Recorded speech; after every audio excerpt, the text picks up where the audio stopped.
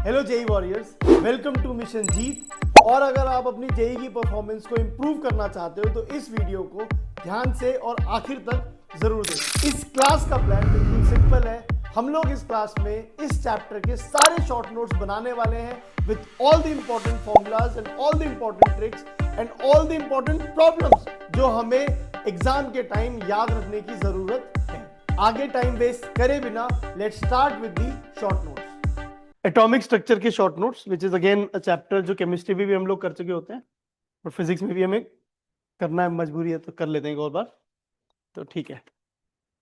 Rutherford experiment में आपको कुछ नहीं लिखना, ये आपको बस फीलिंग थोड़ी बहुत होनी चाहिए। अल्फा स्कैटरिंग वाला एक्सपेरिमेंट था, गोल्ड के वो थे, क्योंकि बहुत पतला उसे बीट कर सकते थे आप गोल्ड की शीट को, तो उसमें पार्टिकल कुछ सीधे चले गए, मोस्टली अनरिफ्लेक्टेड सीधे चले गए, टेलिंग यू कि न्यूक्लियस बीच में ही होता है, सेंटर में होता है। तो न्यूक्लियस का कॉन्सेप्ट बेसिकली रदरफोर्ड को एक्सपेरिमेंट से आया था कि न्यूक्लियस नाम की चीज होती है।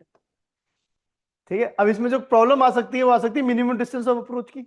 ये प्रॉब्लम रटने वाली बिल्कुल भी नहीं है, इसको प्रॉब्लम को लॉजिकली फिगर आउट कर सकते हो आप कि जो काइनेटिक एनर्जी आई कोई भी अल्फा पार्टिकल की यहाँ पे, ठीक है, तो के लॉ के alpha is equal to K Z E square upon R, बस दैट इज इट।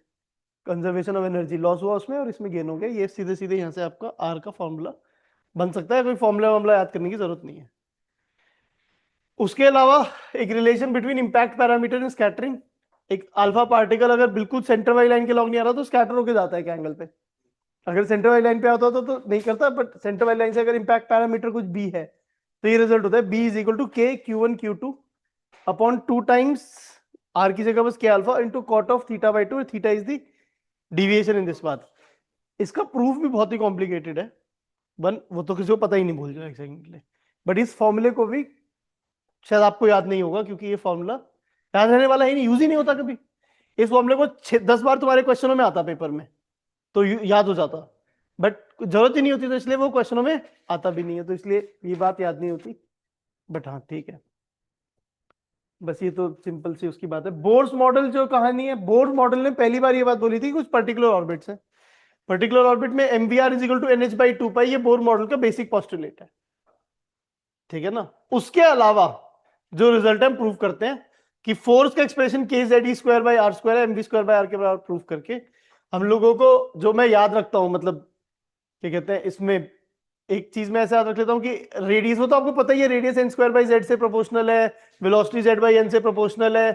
बस ये दो बातें याद रख लेते हैं, उसके बाद एंगुलर वेलोसिटी आ जाए तो वी बाई आर हो जाएगा।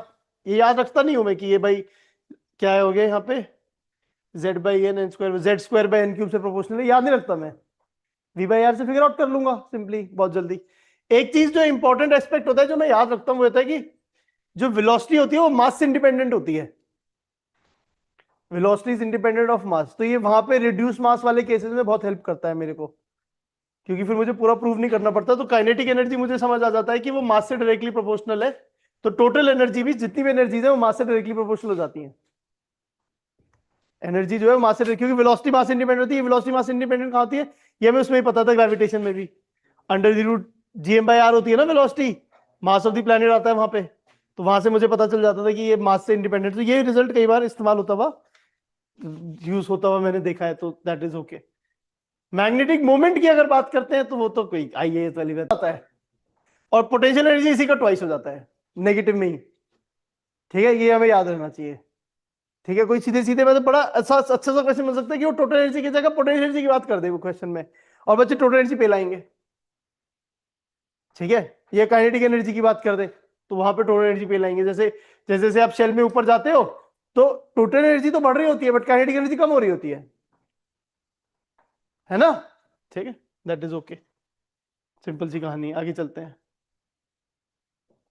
अब ये एनर्जी ड्यूरिंग ट्रांजिशन, ये याद रखने वाली बातें हैं कि भाई एनर्जी ड्यूरिंग ट्रांजिशन कितना होगा।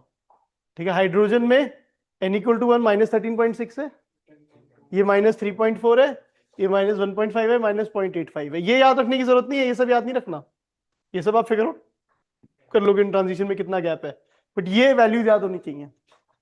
हीलियम के अंदर माइनस 54.4 माइनस 13.6, ये बिल्कुल याद आ जाता है। एक माइनस 6 हो जाता है यहाँ पे, बेसिकली 4 गुना हो जाता है ना सारा। ठीक है, और ये माइनस 3.4 हो जाता है, ऐसे कुछ। n=4 तक हीलियम प्लस में भी याद रखने की कोशिश करनी होती है।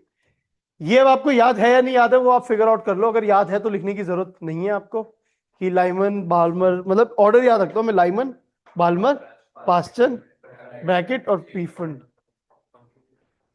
उतना मुझे आप पता नहीं, इतनी फिजिक्स नहीं आती मुझे, वो केमिस्ट्री वालों के लिए, केमिस्ट्री वालों के लिए पास होगा। हमारे पास तो ये 5 ही थे अभी तक मैंने फिजिक्स पढ़ी थी, इतने ही थे, उसके आगे मैंने पढ़ी नहीं, तो ठीक है सॉरी।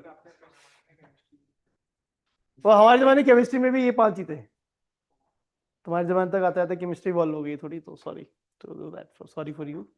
बट ठीक है, मतलब एसेंशियली ये कहानी है, तो वो कुछ पंगा नहीं है इसमें। एक चीज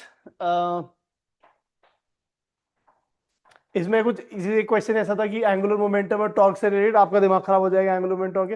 एंगुलर मोमेंटम कितना होता है इलेक्ट्रॉन के जब ऑर्बिट में घूम रहा होता है, वो mvr=h/2π, सिंपल। टॉर्क की बात आ गई तो चेंज इन एंगुलर मोमेंटम पर टाइम, दैट्स इट। और कुछ है नहीं इसमें कहानी, और दिमाग लगाने का कोई स्कोप ही नहीं है, लगा ही नहीं पाओगे और दिमाग कुछ, बस ये दिमाग लगने की बात है। तो दैट इज द सिचुएशन। आगे चलते हैं। अगर हम एटॉमिक फिजिक्स की प्रॉब्लम्स करें तो हम करने वाले नहीं है, तो हो गया हमारे लिए, खत्म हो गया क्या एटॉमिक फिजिक्स के शॉर्ट नोट्स हमारे। एक रिड्यूस मास वाला शॉर्ट नोट हो सकता है कि भाई साहब, अगर आप जैसे नॉर्मली तो दोनों एटम्स, न्यूक्लियस बहुत बड़ा है और इलेक्ट्रॉन बहुत छोटा है, तो मान लेते हैं न्यूक्लियस टेस्ट पे। बट आइडियली हमें जब इलेक्ट्रॉन को मूविंग वाली सिचुएशन में मान रहे हैं, तो इलेक्ट्रॉन का जो मास है वो क्या लेना चाहिए, MeMn upon Me plus Mn, reduce mass लेना चाहिए अगर हम न्यूक्लियस को रेस्ट पे मान रहे हैं। ये हमारे रिलेटिव वेलोसिटी वाला फंडा होता है, या एक्शन रिएक्शन पेयर वाली बात होती थी कि अगर दो पार्टिकल्स अपने आपस की फोर्स में मूव कर रहे हैं, कैसी सिचुएशन है, तो मतलब वही with respect to m1 m2 की जगह आपको म्यू डालना है, m2 की जगह ये मास डालना है, m1 m2 upon m1 plus m2।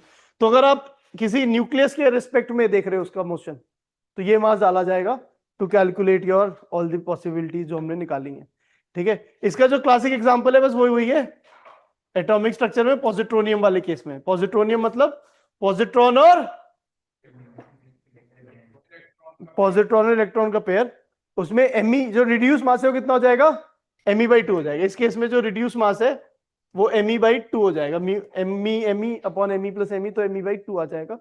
तो बस आपको समझ आएगा जो एनर्जीज है वो आती हो जाएंगी, क्योंकि मास से डायरेक्टली प्रोपोर्शनल थी, तो वो -13 पॉइंट इसकी जगह -6.8 हो जाएगा वो सारा कुछ। Is that okay? ठीक है, so that is the situation. तो ये हम समझ लेते हैं, ये सब इसमें भी कहीं अप्लाई हो जाता है। तो ये हमारा एसेंशियली एटॉमिक स्ट्रक्चर खत्म हो गया। बच्चों, शॉर्ट नोट्स आर डन। अगर वीडियो हेल्पफुल लगा तो लाइक जरूर कर देना, और अगर इन शॉर्ट नोट्स का एप्लीकेशन सीखना चाहते हो तो PYQ का वीडियो आपको मिल जाएगा डिस्क्रिप्शन में, उसको जरूर देखना। अगला चैप्टर हम लोग ये वाला डिस्कस करेंगे, और इसके शॉर्ट नोट्स का सेशन इस डेट पे आएगा, तो अपने कैलेंडर्स को मार्क कर लो। और अगर चैनल पे नए हो तो सब्सक्राइब करना मत भूलना। Keep pushing yourself, don't give up, and let's meet in the next class. Go for Jeet.